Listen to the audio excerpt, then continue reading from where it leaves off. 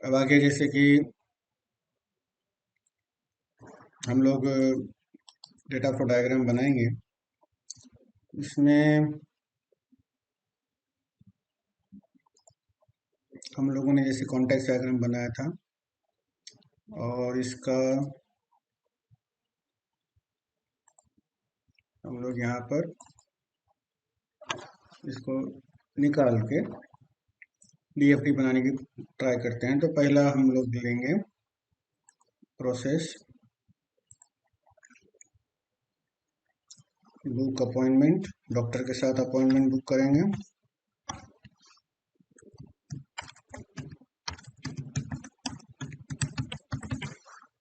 और इसके अंदर जो एक्सटर्नल एंटिटी इंक्लूड होगी वो होगा पेशेंट खुद, और बाद में पेशेंट के साथ में रिसेप्शनिस्ट, ये दोनों मिलकर पार्टिसिपेट करेंगे इनपुट आउटपुट।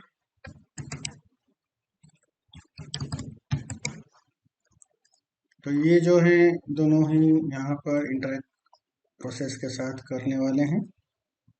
अब ज़्यादा एग्ज़ाम में अगर आप थोड़ा बहुत भी कॉमन सेंस यूज़ करें तो इस तरह से आपको पेशेंट और रिसेप्शनिस्ट दोनों ही अपॉइंटमेंट के अंदर इनपुट आउटपुट करते हुए सोच सकते हैं।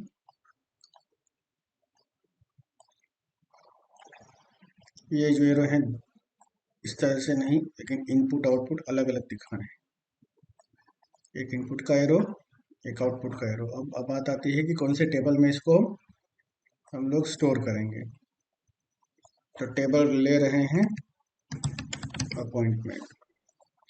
तो अपॉइंटमेंट को अपडेट करना, अपॉइंटमेंट को चेंज करना, अपॉइंटमेंट को डिलीट करना, उसके अंदर नई अपॉइंटमेंट इंसर्ट करना, यानी कि दोनों तरह से एरो हम यहाँ पर बताएंगे। यह होगी हमारी प्रोसेस नंबर 1। प्रोसेस नंबर 2 जो आएगी इश्यू केस पेपर।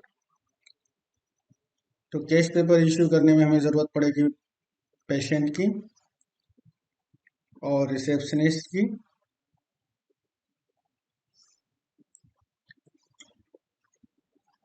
तो यहाँ पर जैसे हमने ये बुक अपॉइंटमेंट किया वैसे ही केस पेपर इश्यू करेंगे।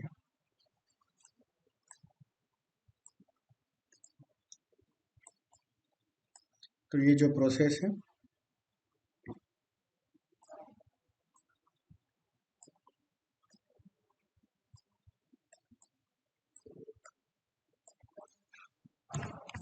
Issue case paper. तो इसमें आप नंबर डालना चाहें तो डाल सकते हैं 2.0,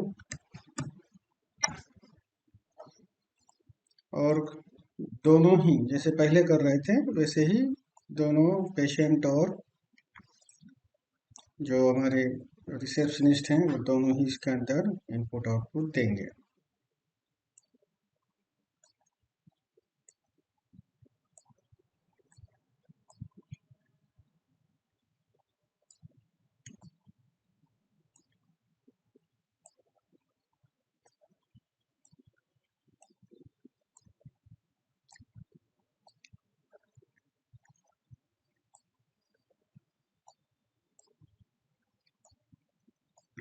अब जबकि यहाँ पे हम लोग एक टेबल चाहिए जिसके अंदर पेशेंट की एंट्री होगी,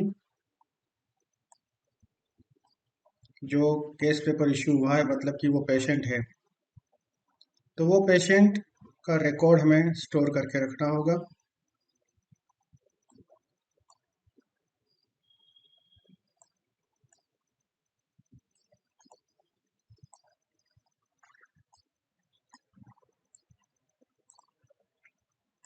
तो ये जो पेशेंट है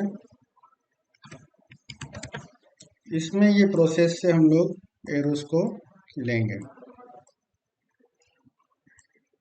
पेशेंट का केस पेपर रिन्यू करना हो सेकेंड विजिट में, तो फर्दर विजिट में, तो यहाँ से डेटाबेस को अपडेट करना पड़ेगा, उसको टेबल को अपडेट करना पड़ेगा। अब वो पेशेंट जो है वो हमें जब केस पेपर इश्यू होता है उस वक्त डिपॉजिट करता है मनी या बाद में, तो ट्रांजेक्शन्स के अंदर वो जो भी पैसा दे रहा है वो हमें राइट करना पड़ेगा। तो यहाँ पर हम लोग देखते हैं कि दो फाइल अपडेट हो रही है, पेशेंट्स और ट्रांजेक्शन्स। तो पेशेंट दो हैं, पेशेंट्स और पेशेंट एंटिटी। तो यहाँ पर कस्टमर भी बोल सकते हैं अगर अलग रखना है तो।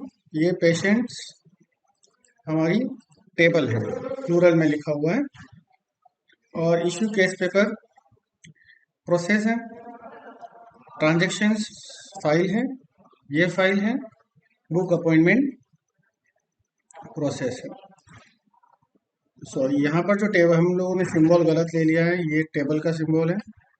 देखिए वन साइडेड ओपन है, तो यहाँ से हम लोग इसको निकालेंगे और प्रोसेस का सिंबल लेंगे।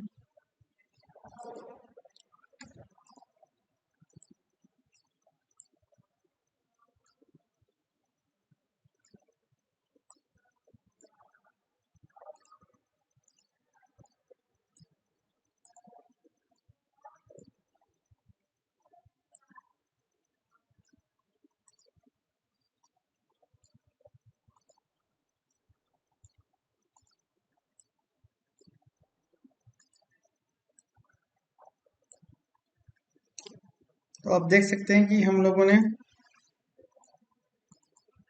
यहाँ पर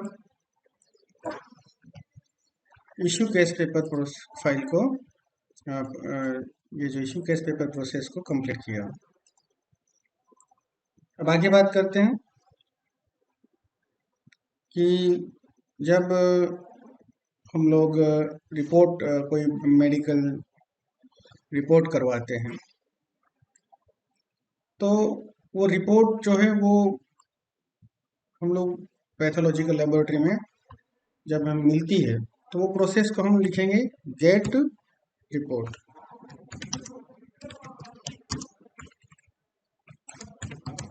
तो ये जो हम लोगों ने प्रोसेस लिखी उसके अंदर एक जो भी रिपोर्ट होगी वो एक सेंट्रली डेटाबेस में स्टोर होनी चाहिए। ये जो प्रोसेस है वो रिपोर्ट्स को अपडेट करेगी फाइल को। तो ये टेबल रिपोर्ट्स के लिए है। तो ये जो एरोज दिखा रहे हैं वो रिपोर्ट प्रोसेस जो है वो रिपोर्ट टेबल को अपडेट करेगी।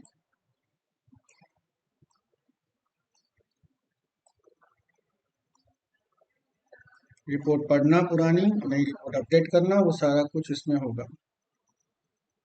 और अगर आप इसमें सिर्फ राइट कर रहे हैं तो भी कोई प्रॉब्लम नहीं है, लॉजिकली अभी ठीक है।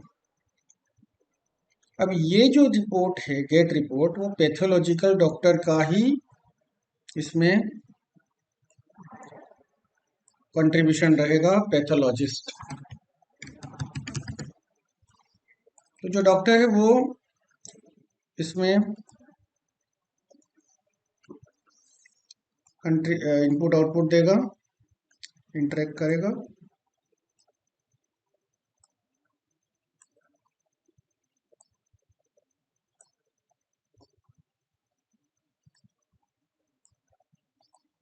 और यह जो रिपोर्ट है वो गेट रिपोर्ट जो है वो पेशेंट को भी एक्सेसिबल होगा, मतलब कि यही प्रोसेस से पेशेंट को भी रिपोर्ट मिलेगी। तो रिपोर्ट पेशेंट यहाँ पर प्राप्त करेगा,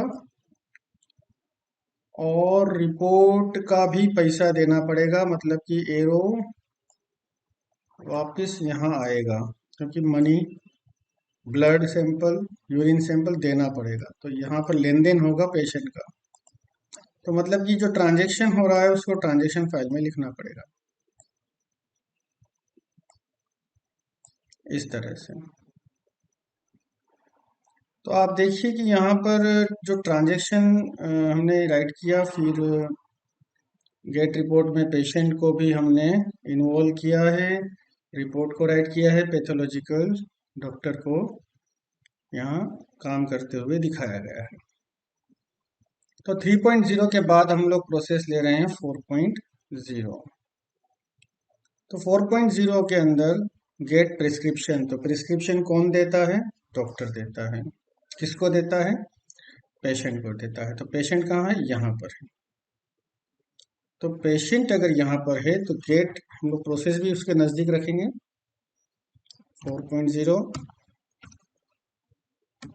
गेट डिस्क्रिप्शन। चेकअप भी लिख सकते हैं, कंसल्टेंट वगैरह। तो हम लोग डायरेक्टली लिख रहे हैं कि डॉक्टर को दिखाएंगे, गेट प्रिस्क्रिप्शन लेंगे। तो यहाँ पर हम लोग डॉक्टर लिखेंगे, और डॉक्टर का काम क्या है? प्रिस्क्रिप्शन लिखना on the basis of report read करके। तो ये जो है ये प्रिस्क्रिप्शन के लिए पूरा इंस्ट्रक्शन होगा, क्या सिम्टम्स हैं बॉडी में और क्या उसका उपाय है, वो यहाँ पे मिलेगा पेशेंट को। तो पेशेंट हमारा यहाँ पर रखा हुआ है। तो ये पेशेंट प्रिस्क्रिप्शन पेशेंट को दे रहे हैं, तो पेशेंट को यहाँ से प्रिस्क्रिप्शन मिलेगा, और पेशेंट जो भी कुछ सिम्टम्स होगा डॉक्टर के साथ शेयर करेगा। तो यहाँ से हम लोग ये पेशेंट को कनेक्ट किया। ठीक है। अब ये जो डॉक्टर है वो रिपोर्ट भी जानना चाहेगा, तो रिपोर्ट नाम का टेबल जो यहाँ है उसे हम लोग रिपोर्ट यहाँ से यूं हम लोग कनेक्ट कर देंगे प्रिस्क्रिप्शन देते हुए। तो वो रिपोर्ट को रीड करेगा और बाद में डॉक्टर उस प्रिस्क्रिप्शन लिखेगा। तो ये जब प्रिस्क्रिप्शन जब लिख रहे हैं डॉक्टर साहब, तब रिपोर्ट का भी उसके अंदर पूरा रीड एनालिसिस डॉक्टर करेंगे। ठीक है। और पेशेंट जो है उसका पूरे सिम्टम्स बताएंगे और डॉक्टर उसका प्रिस्क्रिप्शन लिखकर उसको देंगे। तो इस तरह से हमारा ये डीएफडी प्रोग्रेस चल रहा है। और हम लोग कहाँ पहुंचे अभी तक? देखिए, ये जो जितना सोचेंगे इसको, उतना उसके अंदर छोटी छोटी बातें निकल के आएगी, और उतना ही हमें उसको परफेक्शन बनाना है। लेकिन अगर एग्जाम में फटाफट काम करना है तो जितना आपको सोच सकते हो, जितना अच्छे से आप बना सकते हो बनाइए। ऐसा नहीं है कि परफेक्ट होना चाहिए, बहुत ही परफेक्ट होना चाहिए, बहुत छोटा छोटा। लेकिन जब आप रियलिटी में सॉफ्टवेयर बनाने जाते हो तब इसमें सारी बातों का, छोटी से छोटी बात का जितना ज्यादा ख्याल रखा जाए उतना सॉफ्टवेयर बढ़िया बनेगा। ये आपको थोड़ा सा ध्यान रखना है। तो जो रिपोर्ट है, गेट रिपोर्ट, उसमें देखिए ये रिपोर्ट टेबल भी हम लोग अपडेट कर रहे हैं। तो ये सारा हम लोग देख रहे हैं कि कितने हो गए, 4 एंटिटीज हो गई, 4 टेबल हो गए, 4 प्रोसेस हो गई। तो एग्जाम के लिए 4 से 5 आप करिए। 4 to 5 जो रूल हमने बताए थे वो रूल पूरे होने चाहिए, कि सभी प्रोसेस में से इन आउट होना चाहिए, सभी टेबल में से इन आउट होना चाहिए। देख लीजिए। तो बाकी की जो प्रोसेस हैं, कौन सी बची हैं? एडमिट पेशेंट, पे बिल्स और गेट डिस्चार्ज टिकट। तो एडमिट का ऑपोजिट क्या हुआ? पेशेंट को एडमिट करेंगे तो डिस्चार्ज भी करेंगे, और बाकी सारे जो पेमेंट्स हैं वो सारे बताने हैं। तो ये जो है 3 प्रोसेस में होमवर्क देता हूँ, आप करिए। तो ये जो प्रोसेस, ये जो हम कर रहे हैं उसे हम लोग आगे कंटिन्यू आपके द्वारा करेंगे। आप इसको कंप्लीट कीजिए। 1 2 3 4 5 6 7 मैं एक्सपेक्ट करता हूँ आप कंप्लीट करेंगे। और अगर चाहें तो आप इसे कलर कर सकते हैं।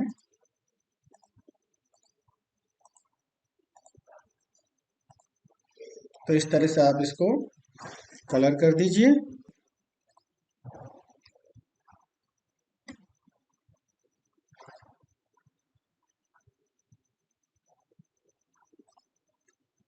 और इसको ले जाके आप अपने फाइल में पेस्ट कीजिए। तो इस तरह से आप अपना डायग्राम बनाएंगे। ठीक है। तो मैंने बाकी रखा है, याद रखिए। प्रोसेस 5 6 7 आपको कंप्लीट करना है। Thank you.